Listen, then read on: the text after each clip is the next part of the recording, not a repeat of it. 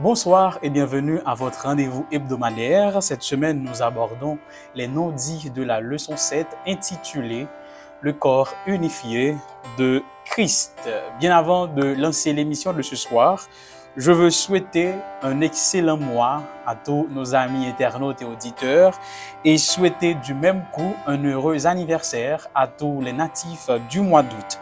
En particulier, souhaiter un excellent anniversaire à une présentatrice hors pair, une amie, Naftali Bruni, qui fêtera ce mois d'août, et également un heureux anniversaire à Roberland Élysée qui a fêté ce 31 juillet. Cette semaine, nous étudions la leçon 7, le corps unifié de Christ, et nous jouons un texte à mémoriser. Vous pouvez l'y insérer dans Éphésiens 4, versets 11 et 12. Il a donné les uns comme apôtres, les autres comme prophètes, les autres comme évangélistes, les autres comme pasteurs et docteurs, pour le perfectionnement des saints en vue de l'œuvre du ministère et de l'édification du corps de Christ. Prions le Seigneur. Père, s'il te plaît, aide-nous à comprendre ta révélation. Ainsi, nous pourrons te servir comme tu le veux, au nom de Jésus. Amen. L'union fait la force et la division la faiblesse. Quand ceux qui croient à la vérité présente sont unis, ils exercent une puissante influence. Témoignage pour l'Église, volume 1, page 87, Ellen G. White. Dans les 3 premiers chapitres de l'Épître aux Éphésiens, Paul présentait les 3 personnes de la divinité qui travaillent ensemble dans un objectif commun. Dieu a eu l'initiative du salut, le Père a conçu le plan, le Fils est mort, a donné sa vie et l'Esprit nous conduit. Dans Éphésiens 1, verset 3, le Père nous bénit par le Fils Jésus, et ces bénédictions sont spirituelles, donc accordées par l'Esprit. Le Père nous a adoptés selon les mérites de Jésus, et l'Esprit nous transforme. Le Père unit le juif avec le non-juif par la mort du Fils, et l'Esprit révèle ce ministère. Tant que tout bon livre et tout bon professeur, Paul pose les fondements, les axiomes, les théories pour ensuite passer à la phase pratique. Dans les 3 premiers chapitres, Paul pose les bases théologiques, l'unité au sein de la Trinité. Et maintenant, il veut actualiser son message. Toutefois, avant de passer aux détails, il va donner une idée d'ensemble de ce que doit être la vocation de l'Église dans ce monde. Nous lisons Éphésiens 4, les versets 1 à 3. Je vous exhorte donc, moi le prisonnier dans le Seigneur, à marcher d'une manière digne de la vocation qui vous a été adressée, en toute humilité et douceur, avec patience, vous supportant les uns les autres avec charité, vous efforçant de conserver l'unité de l'esprit par le lien de la paix. Quelle est la vocation du chrétien ou de l'Église? Le chrétien ou l'Église est appelé à manifester une nouvelle conduite. Et comment? Une conduite qui témoigne de sa relation avec Jésus-Christ, de sa communion avec le Père et de sa communication constante et permanente avec le Saint-Esprit. Sa nouvelle conduite, selon Paul, est caractérisée par 3 qualités: l'humilité, la douceur et la patience. Mais qui ça y est? L'humilité, c'est reconnaître avec gratitude notre dépendance vis-à-vis du Seigneur. C'est comprendre que nous avons constamment besoin de Dieu, voir les autres comme supérieurs à nous et développer un esprit de service et non un esprit de servitude. L'humilité, c'est les gens qui aiment, c'est un monde qui reconnaît que ils dépendent des bons dieux, que ville dépendent des bons dieux. Ce monde qui vivent selon volonté bon Dieu, Son moun qui ouais l'autre yo tant kou yo te supérieur on dit plutôt k'ap traiter l'autre moun yo avec l'amour, k'ap traiter l'autre moun yo jan ta reme l'autre moun traiter. Et son moun qui gon esprit de service, qui est toujours prêt pour aider pour rendre service et non un esprit de servitude. La douceur, c'est être modéré, apaisant, paisible, soumis, sans pour autant faire preuve de faiblesse ou d'infériorité. En pile moun yo di ah ouais mal yon moun qui dou, garçon yo kon di yo trop dou, yo trop mololo, mesdames yo pas aimer ça. Mais c'est pas ça qui douce en dans Bible. La douceur, c'est plutôt une qualité qui est liée au courage. Yon moun qui dou dans la littérature vétérotestamentaire, son moun qui dépend totalement des bon Dieu. Son moun n'importe ti cric ti crac, li couri al côté bon Dieu. Et Dieu aime les doux et Jésus dans l'un de ses discours, dans le discours sur la montagne de Matthieu 5, une béatitude c'est heureux les débonnaires, les gens qui sont doux. Moïse était un homme très doux, mais il était capable d'aller de l'avant et d'agir dans les moments de difficulté. La patience, c'est cette capacité à supporter les épreuves, à avoir foi dans les promesses divines quand tout est sombre. La patience, c'est attendre la réponse de Dieu tout en agissant. D'ailleurs, la patience chrétienne n'est pas oisive ou passive, mais elle est active. Tandis que nous attendons la parousie de notre Seigneur, nous devons œuvrer pour sa gloire, nous devons propager son évangile. Patience, c'est pas chita attendre travail, mais c'est plutôt à apprendre, déposer CV et puis prier pour bon Dieu capable d'ouvrir porte. Patience, c'est pas chita prendre pas aucun CV, ou pas travail, ou pas gagner aucun métier dans main, ou attendre bon Dieu bon travail. Donc, trois qualités que Paul énumérées, qui est capable de caractériser vocation chrétienne dans le monde là, c'est l'humilité, la douceur et la patience. Au verset 4 et 6, Paul va présenter un don que Dieu nous fait. Le plus grand don que Dieu fait à l'Église, c'est le don de l'Esprit. Et ce don va engendrer un autre don. Parce que l'Esprit pral bailler l'Église là, un don qui est l'unité. Donc, l'unité est un don de Dieu dans la conception paulinienne. Le Saint-Esprit va créer l'unité que les chrétiens se doivent d'entretenir en ayant entre eux des rapports harmonieux. Et Paul appelle ce lien le lien de la paix ou le lien de la perfection. Pour développer ce lien, Paul va utiliser un style poétique à 7 nœuds ou encore à 7 uniques. Il parlait d'un corps unique, un esprit unique, une espérance unique, un Seigneur unique, une foi unique, un baptême unique et un Père unique. Ah, ça fait un paquet d'unicité. En nous qu'on y a développé. Paul dit qu'il y a un seul corps. C'est pas référence à une enveloppe charnelle, c'est ça que nous voyons là. Mais c'est plutôt un langage métaphorique déjà enseigné dans Éphésiens 2, 15, 16, pour Paul capable de désigner l'Église, parce que Paul voit l'Église là comme le corps de Jésus. C'est une façon pour dépeindre la relation existante entre l'Église, qui est le corps, et Jésus, qui est la tête de ce corps. Un seul esprit. C'est pas l'esprit de l'homme ou l'esprit d'un chrétien, comme le sous-entend Calvin, mais c'est plutôt le Saint-Esprit, qui est le don de Dieu. Le Saint-Esprit qui unit l'Église, qui vivifie, qui sanctifie et qui transforme l'Église. C'est l'Esprit de Dieu qui conduit l'Église dans ce monde. Une seule espérance liée à la même vocation. Nous attendons une seule et même promesse, la parousie de Jésus qui mettra fin à toutes nos souffrances. Et là s'accompliront toutes les belles promesses qu'il nous a faites à travers le temps. Quatrièmement, un seul Seigneur. Par opposition au polythéisme du monde païen, le converti, le chrétien, reconnaît la souveraineté de Jésus sur sa personne. Celle moun l'a obéi, celle met l'a tendé, l'a suivre, c'est Jésus. Et toute décision que l'a prend, toute direction que l'a baille la ville, c'est direction que Jésus lui révèle, lui bali. Et cinquièmement, une seule foi.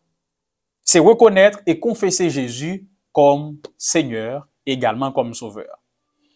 Une seule foi, il est lié avec la parole, parce que dans Romains 15:4, Paul dit que la foi vient de ce qu'on entend et ce qu'on entend vient de la parole de Dieu.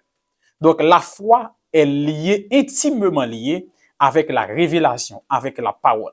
Il y a des gens qui veulent grandir dans la foi, il y a des gens qui veulent affirmer foi, il y a des gens qui veulent devenir un homme ou une femme de foi, supposé il y a des gens qui versent dans les Écritures. Ce sont des gens qui a passé du temps dans la méditation de la parole de Dieu. Un seul baptême. En contraste avec les illustrations des mystères religieux païens, ou encore des prosélytes et autres, Paul pral dit qu'il y a une seule forme de baptême comme moyen d'introduction, comme symbole d'introduction à la communauté chrétienne.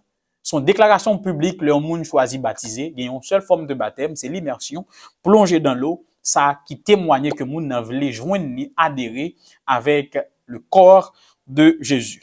Et septièmement et finalement, un seul Dieu Père, de l'amour éternel, répandu dans le cœur de ses enfants, fait de tous des frères et des sœurs, dans le sens le plus réel et le plus intime du mot. Quelle unité! De là étant, Paul fin présenter le fondement de l'unité de la vraie Église de Dieu, dans Éphésiens 4, versets 4 à 6, avec les 7 uniques.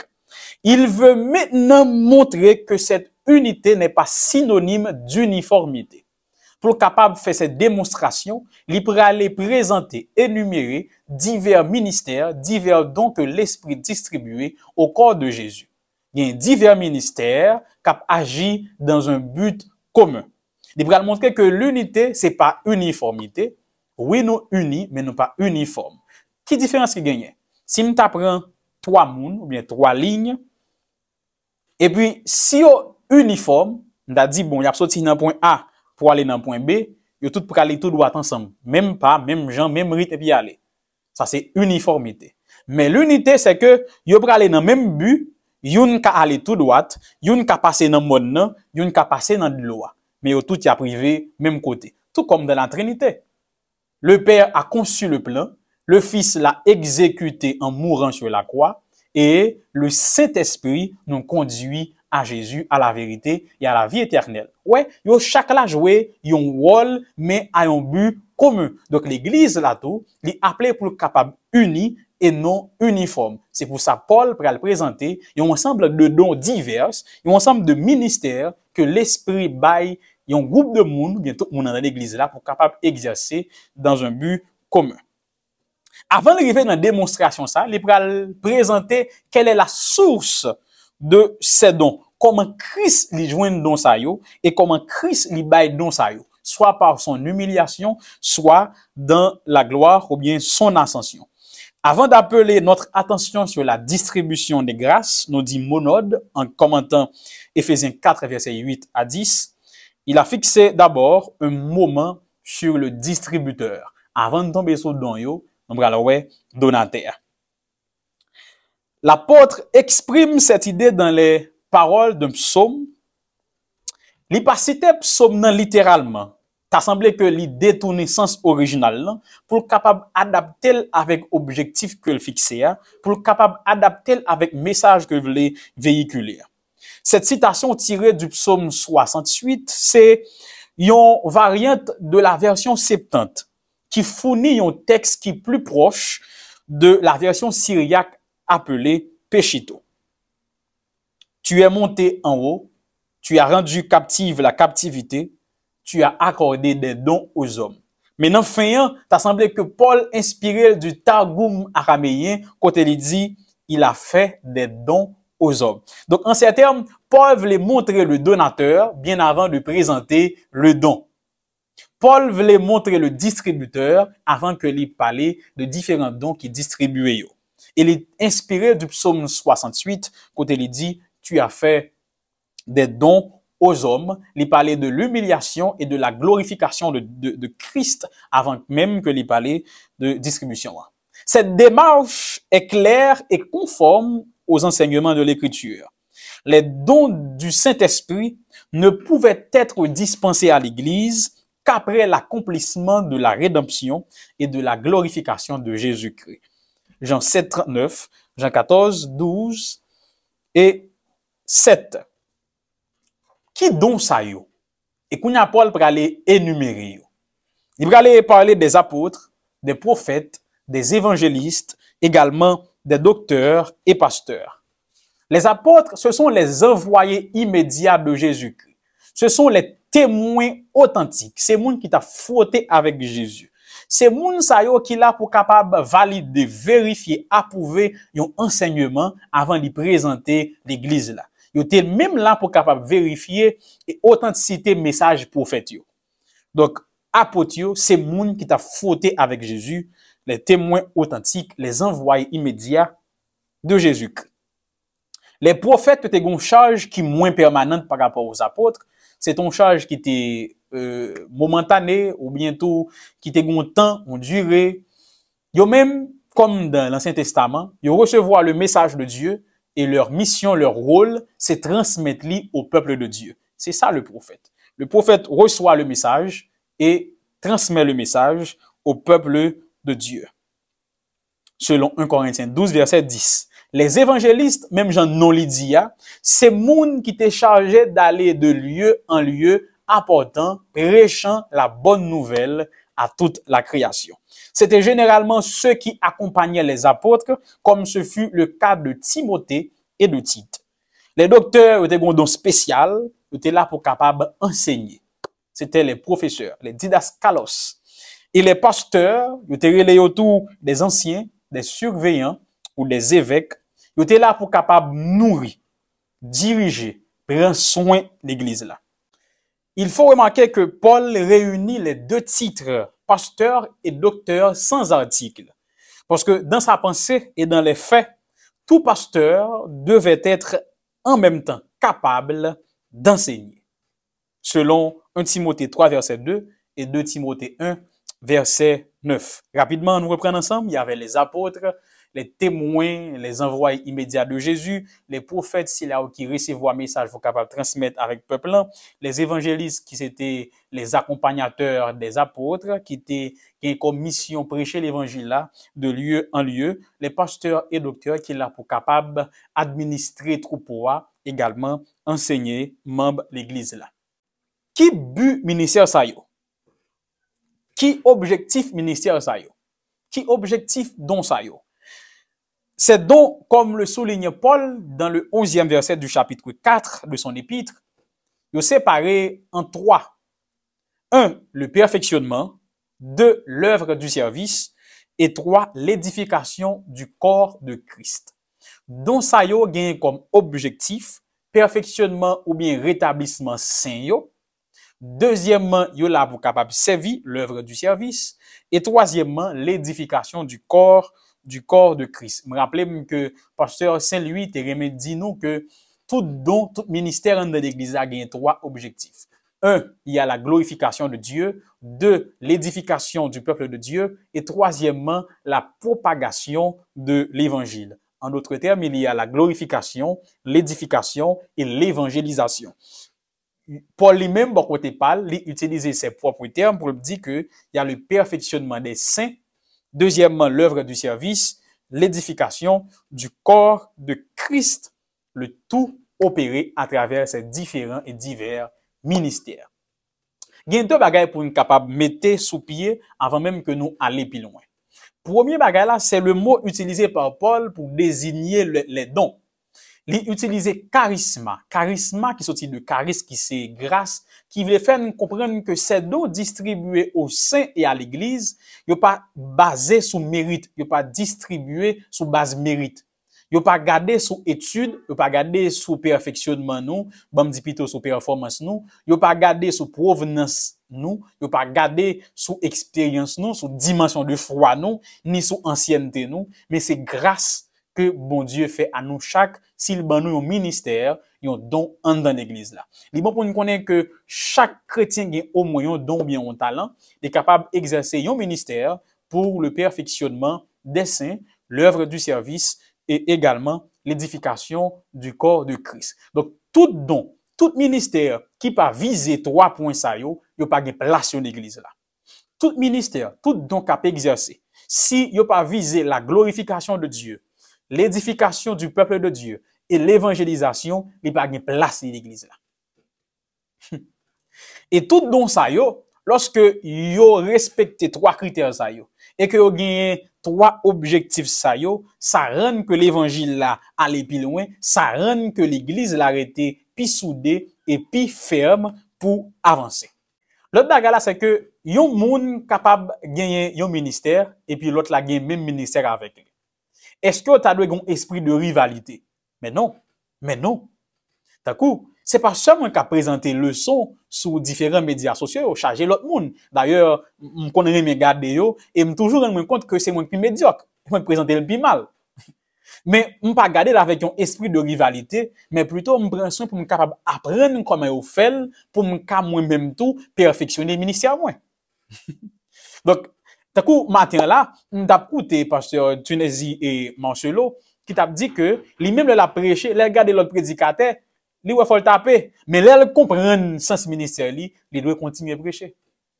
Parce que bon Dieu pas voyer me vinn pi parfait par son l'autre. Bon Dieu pas voyer me vinn en rivalité avec on l'autre. Bon Dieu ban mon ministère pour exercer pour que non capable glorifier, l'église est capable édifier et l'évangile est capable aller plus loin.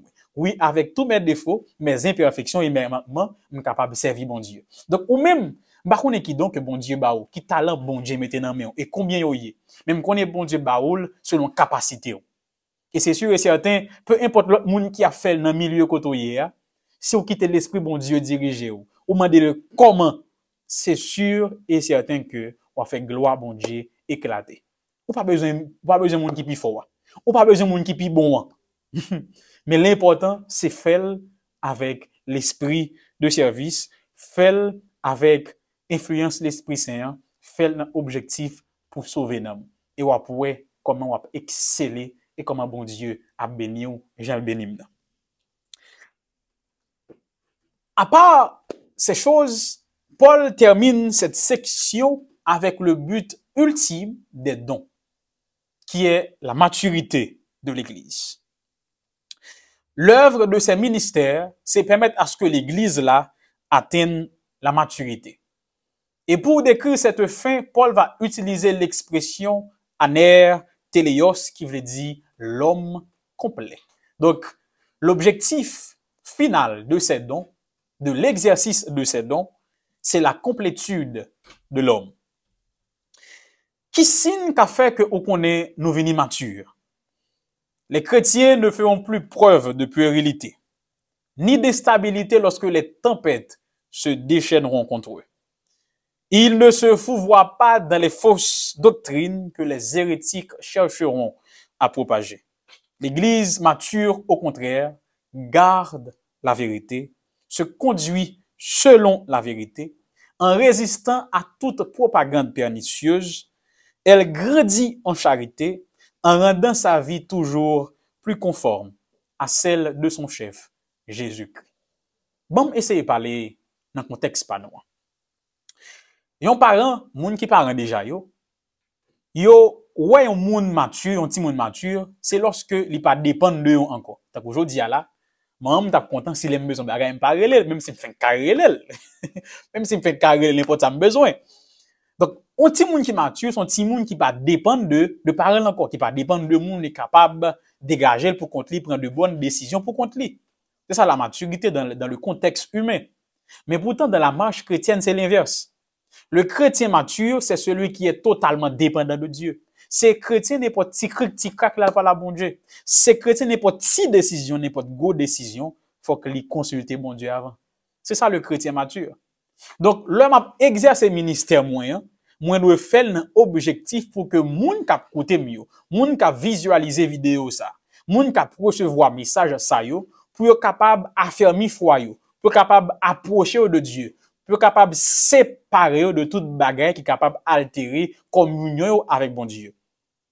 Le moun gade vidéo mieux, yo ta doué envie, yo ta doué décider dépendre de bon Dieu puis plus. C'est ça l'objectif final des ministères. C'est la complétude de l'homme de Dieu. C'est rendre l'église là, puis Matthieu, ça veut dire dépendre de bon Dieu.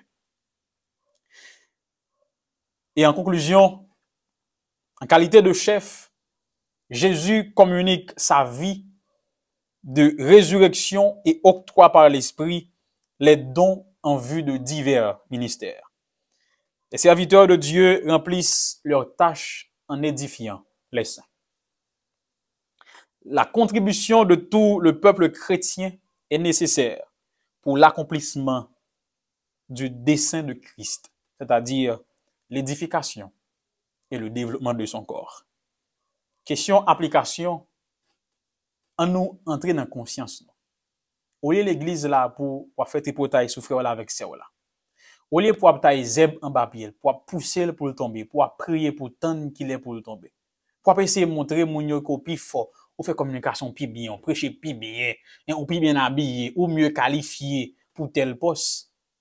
Et si avec don bon Dieu ba ou, un petit côté bon Dieu placé ou là, ou ta essayé faire gloire li retentir.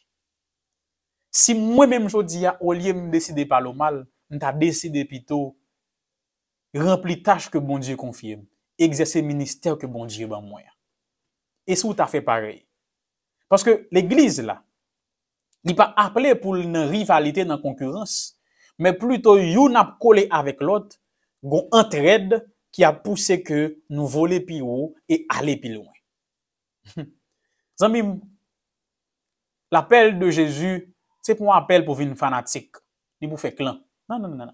L'appel de Jésus, c'est à devenir des disciples. Faites de toutes les nations des disciples. Et un disciple est humble, doux et patient. Un disciple dépend totalement de Jésus. Un disciple exerce son ministère pour la glorification de Dieu, l'édification des saints et l'évangélisation. Donc, si le ministère pas là, ou pas fait l'objectif si là, si vous avez des gloires pour peut-être pas où. Si vous voulez montrer c'est au plus fort, c'est au plus bon, c'est au plus qu'on chante, c'est au plus qu'on prêche, puis qu'on fait leçon et administrer, c'est le moment pour capable changer fusil ou d'épaule pour ouais bagaille on l'autre gens. Et si ou même ou t'assemble ministère qui au bail tête ou l'église, c'est pas les moun mal. C'est chercher moun qui tombe, veiller chute moun. C'est garder sous ça ancien fait pour faire. Jodi a le son en dit changer ministère. Bon Dieu pas bail personne veille l'autre moun pour lui dans sens ça. Pas une personne bon Dieu établi comme secrétaire pour veiller pécher l'autre monde. Mais oui, nous devons veiller les uns sur les autres, mais avec un yeux d'amour et de compassion, un yeux de tolérance pour être capable d'aider chaque monde sauver et atteindre la maturité. Mes frères, mes sœurs, auditeurs et internautes de partout, le corps unifié de Christ est composé de tous les ministères que nous exerçons en vue d'affermir la foi de nos frères et sœurs. Alors, à partir d'aujourd'hui, faites avec moi, prenez décision. Mandez l'Esprit Saint pour capable aider ou découvrir qui don, qui talent que bon Dieu met dans vous. Et mandez bon Dieu tout pour capable faire développer une meilleure version de vous-même pour capable exercer le ministère ça pour le plus grand bien de la communauté. Mais également pour aider l'évangile là à aller plus loin. On ne se prend pas du temps dans bagaille terre à terre qui pas utile non rien. Et comme l'avait dit Ellen G. White, puis gros âme que Satan gagne contre l'église là, c'est la division. Il veut nous diviser. Il veut nous comme rival. Il veut nous comme un pécheur. Il veut nous comme pi pas bon passé ou bien comme pi bon passé ou. Mais c'est pas ça. Mais Jésus, qui gros âme li gagne pour l'église là, c'est l'unité. Il veut nous comme frère, comme sem. Il veut m'aider et il veut aider nous. Il veut nous aller ensemble dans un but commun pendant que nous chaque n'a exercer ministère. Et j'aime dire déjà, pas seulement qui fait le son, il y a monde qui fait le mieux. Mais je m'entendre pour m'apprendre de eux pour être capable d'améliorer la performance. C'est comme ça pour nous agir. Si nous exerçons le même ministère, nous avons l'entrée de l'autre. Il y a des gens qui vont chanter, et c'est qu'on doit chanter ici. Non. Il y a des gens qui vont chanter, moi, je fais le son. Alors, le corps unifié de Christ est composé de moi, de vous, avec imperfection nous, et bien sûr, un objectif pour nous capables d'aider l'autre sauver. Merci pour votre fidélité ou avec attention qui a été prêtée. Vous serez jusque là. Rendez-vous c'est pour samedi si je veux, pour les non-dits de la leçon 8. Rappelez-nous que semaine ça, nous avons étudié leçon 7 ayant pour titre le corps unifié de Christ Éphésiens 4, 11 et 12 servent comme toile de fond. En nous faisant courte prière. Merci Seigneur pour ces divers dons que tu nous as accordés. De grâce, aide-nous à les identifier, les développer, les exercer pour la gloire de ton Saint-Nom, pour l'édification de ton peuple et pour l'avancement de ton œuvre ici-bas. Pardonne nos imperfections, agis à notre place et remplis-nous de ton esprit afin que nous puissions remplir notre mission et rôle ici-bas parfaitement. Ainsi nous t'en supplions au nom de Jésus.